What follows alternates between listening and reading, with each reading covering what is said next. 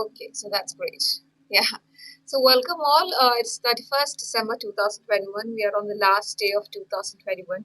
So advance Happy New Year from my end.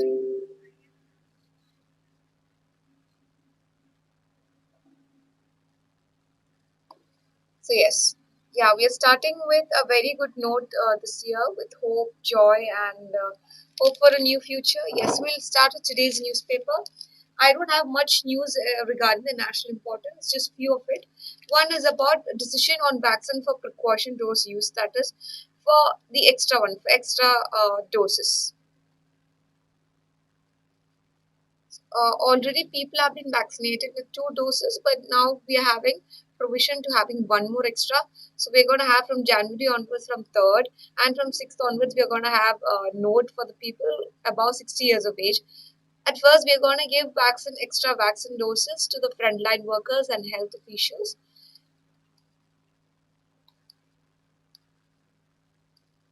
And then later on to plus 60 plus people with comorbidities and the other issues. And yeah, so it's saying that it's not necessarily we need to be repeating a dose, but for those who are in a very risky conditions, whose symptoms, if they have contracted corona pandemic infection before, and if they felt that for them they couldn't take much of it, they could do it. It's not a mandatory one. Just two is enough, but whoever wants an extra protection, they can take for it. And then at the bottom we have China issues name 15 places in Arunachal Pradesh. This is an important one because suppose this is our India. I'm so sorry if my India looks nothing like in India. It's very hard to draw on a magic slate or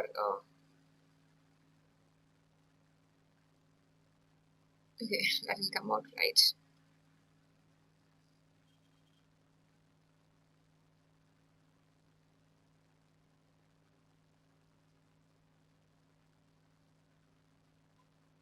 Okay, at least something somewhere like okay, India.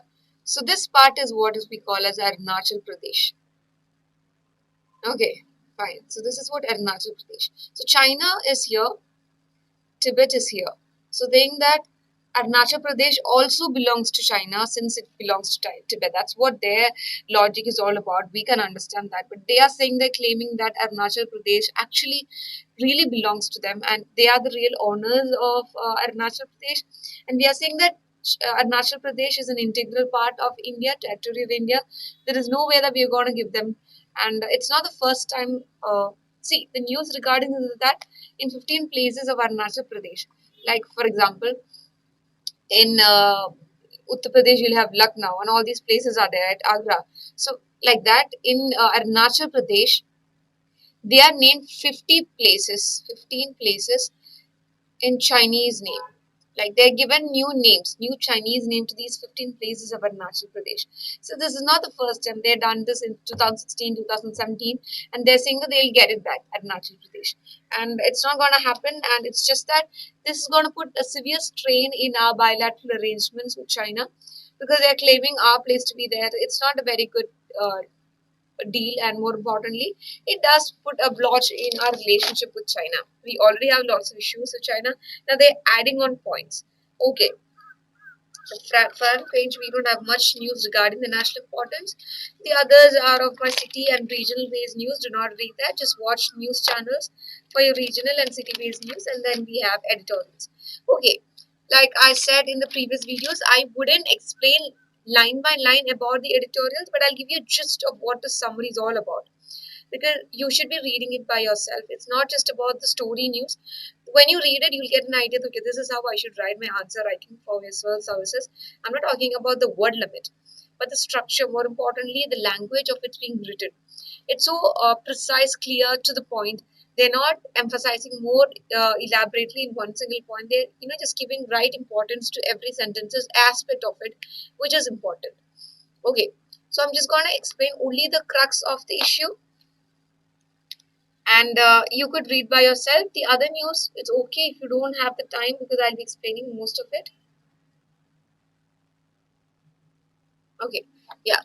So the first one is killing the license. This is regarding the NGOs. We found that in last few days, government is imposing lots of restrictions, and that is these NGOs over here.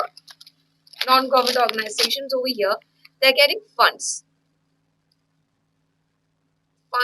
from foreign or from outside. Like most of the NGOs over here, they have getting funds from the outside places. So the government is putting, union government, lots of restrictions.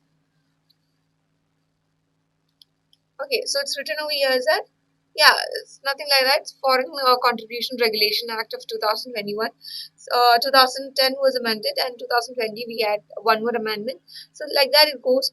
But the issue over here right now is that they're finding it very difficult to pass the test. Okay, you need, for example, there is a restriction. The government has passed Foreign Fund Regulation Act, and you have to pass the test in order for your NGO to receive money from the foreigners or from abroad. So it is a yearly based. Okay, suppose you are having a driving learners test. Okay, driver's learners test you have. Okay, you have it for one time, and then 20, 30 years or 15 years later you have to renew it. So 15, 20 years, it's fine, it's okay, and it's manageable. But suppose what happens when you have to get a renewal of your license every year. So that's what's happening over here, because the renewal process itself will take such a long period of time, and then doing it in a yearly basis, it's putting lots of toll on them, especially in this pandemic crisis situation. They don't have the right amount, they don't have the right fund to look after the NGOs, to look after the establishment. Now they have to pass the hurdles, pass these restrictions, so that the people who are dependent on the NGOs could get money or food or whatever that they are offering. So that is what being written over here, and it's almost like 2,000 NGOs. Their license are still pending right now, as of for now. Okay, as of for now, at least 2,000 NGOs, their license are pending, and it's not a very desirable situation because they need money and they need funds. That's the reason why they started the NGOs. Okay, the next one is barriers to knowledge society in Kerala. It's opinionated editorial about Kerala's education system, and this person feels that it's not right. They are claiming big things about Kerala, that we are the government of Kerala hoping to have sort of like an intellectual society, but they're not doing it. Lots of gender discriminations are happening. Lots of economic crises are there, still prevalent. So it's his personal opinion. So just read through that. And the bottom we have that is National Family Health Survey. That is your NFHS report. Yes, we are in between the crisis, in between the pandemic problem, corona, everything is here. But even then, we are having lots of good things also, and that is that your growth. That is your family plan servicing. Regarding the family planning, is that the fertility rates are decreasing. That is, there is a steady uh, growth in forms of populations. It's not population explosion. It's going in a steady basis, and it's manageable, and lots of good things are there. And fertility rates are below the replacement level of 2.1. Okay, so that is a very good rate. Not much of people, especially because of the corona pandemic, they might have had the economic crisis. So they have, got in essence these people, individuals, that we shouldn't have more children than necessary, maybe because of that. So there are good things also to reflect on our health systems and the other aspects of it. So yes, so that was it. Now, should vaccine made mandatory in page 7? It's an opinionated editorial. See, it's not mandatory. You need 2 doses of vaccines in certain places. For example, in public places, you need 2 doses of vaccines. You have to show your certificate to get an access to these places to use your services. But that is enough. That is mandatory. But other than that, the extra doses, the extra vaccines are not mandatory. You feel that it's a personal thing, that you feel that you're not healthy enough. You need more immunity. You need more doses. Then you can go for it. That's it. And bottom we have legacy printed word. It's just a feature written on the basis of the importance of newspaper and the aspects of newspaper, how far, especially in a digital world when new media is replacing the old traditional ones. So that's what's being talked over there. Okay, now getting to a news page, page number 8, we are having, it's unfortunate news that I'm going to say. At least 27 people lost vision in uh, botched surgery in UP. So they actually went for their cataract surgery, but the surgery procedure wasn't right, or the sanitation wasn't right, or something was there, some misplacement, something happened that almost at least 27 people lost their vision, and a committee is being established, a five-member committee, to look into the issue that why such thing happened, what is the reason, and could this be avoided in the future. So yes, we're going to have that. And the next news is Prime Minister puts off a UAE visit because on the battle for Omicron, not just for the UAE, that is for the Abu Dhabi and Dubai visit has been postponed. It has been cancelled, but it's been postponed because of the looming threat of Omicron. And he's there to discuss about limited free trade. So let's see how that's going to benefit India and our economy. More important are export and import problems. And okay, yeah. Now we are having a new scheme to support the marginalized. So this is actually a thing called Smile. Okay, new policy. I use a different pen. That is support for marginalized.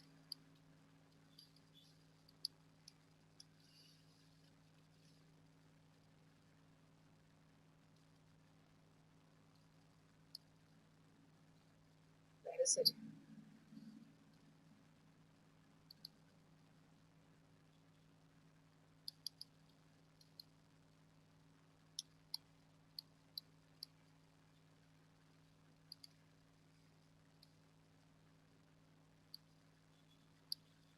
Especially people who are beggars and transgenders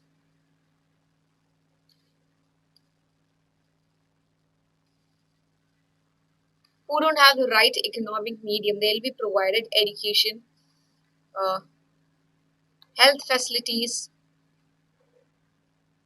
economic links, etc. For these people who are marginalized, who deserve right forms of policies and schemes from the government, they'll also be given that. So that is it. And okay, AFSPA has been extended for 6 months in Nagaland. We know that. That is almost like 13 civilians were killed accidentally by these army officials, and in Mon district of Nagaland. That is an unfortunate incident. They just mistakenly took them for someone else, but they weren't terrorists. They were just common citizens or common civilians, and it's not just in Nagaland, in the northeast area, mostly like most of the regions, most of the states have openly, given out the aggressive reply that how AFSA is not right. It's undemocratic because sorry, AFSA gives, sort of like a right to these army personal officials and more importantly police officials to have undiscriminated rights to fire upon anyone. They don't need a special warrant or special license from the government or the union government or anyone supervisor superior to them to shot at someone. If they feel that someone is of a shady background, you can just shot them at sight. So this is very unfortunate because right now we don't have much terrorist or vagaries activities over there, but still these policies are still here, and the government has been in talks, and at the end they decided to extend for 6 more months in Nagaland.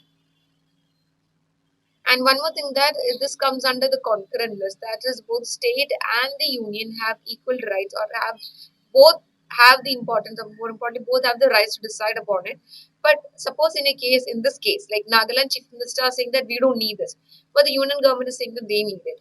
So when in a concurrent list, if a subject comes under concurrent list, if there is sort of like a dispute between the state and the center, always the center's decision will be given more importance. So that is what will happen over here. The center's decision of extending it to 6 more months have been initiated. Next page is page news 9. You don't have much. It's just about elections and the sly remarks by the opposition parties, ruling parties, everyone against each other. Don't read that. It's not important. Page number 10, we are having more surging reports of COVID pandemic cases, especially since the Omicron has come up here. And almost 2 out of 3 people are saying that third wave is imminent. Third wave will come here in India because of the Omicron, and we all have to be more cautious. Just be aware. Do not go out unless it's very much needed. And yes, that's what's news. The next one is that Covaxin, safe for children. 2 to 18. From ages 2 to 18, children could use Covaxin. So they're getting a note from the DCCI, and it's a good thing. And we should at least go for it because they are already being successful in phase 2 and phase 3 studies. So let's see in coming future how that's going to be. And yeah, that's it. Now the next news is that Goel reviews. That's Goel is our commerce minister, Mr. Piyush Goel. He's saying that the first pandemic when the outbreak came in the first wave. Okay,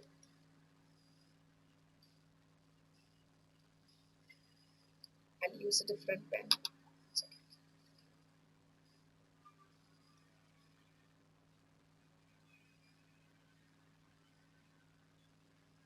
First wave happened. Wave. We needed 3,095 tons. Second wave required 9,000. So we don't know how far we will be needing for the third wave. So we are all, keeping all that in check, keeping all the precautionary measures in check, and more importantly, what is that we need? We are procuring all that, keeping just in case if we need that, we could use it. Okay, so that was the news. And now the next one is that Sahitya Academy announces award in 20 languages, and the other awards for in languages like Gujarati, Maithili, Manipuri, and Urdu will be announced later. But for the other 20 languages, including English, was announced. So it's a good thing. Yeah.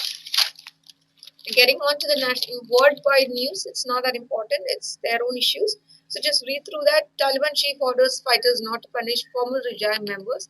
Read it because it's something that's been happening for the past 20, 25 years. Taliban issue with the Afghanistan, now they have won it and they have made their own authority over here. So just read it because sometimes these questions might be asked. And then next is the business related news. So see what kind of business related news comes under economy, Indian economy. Such news just keep collect and have make notes for it. New GST rates to push up governments from 7 like up to 7%. So already it was 5%, if I'm right. Yeah, 5%. Now it's going to be pushed to 12%. So clothing is comes under a necessary. It's not a luxury product. It's a necessary product. Okay, and increasing of 7% is going to put lots of toll on just not just the garment exporters or people who are related to the garment business, but even for the ones like common citizen like us, we need clothes to wear. So if it's going to be more expensive, we are not going to buy so much of clothes. So this is going to affect the Indian economy since clothing is an essential commodity. It's going to come down. Okay, the more purchase is going to come down, the purchasing power is going to come down. So this might affect the economy as a whole. So yes, that's a serious concern, and that's it for today's video. And thank you so much for watching. And have a happy New Year. Have a happy, prosperous New Year ahead. And I would like to conclude my video by saying that we all in heading to a new year. So have lots of self-love and self-care to oneself.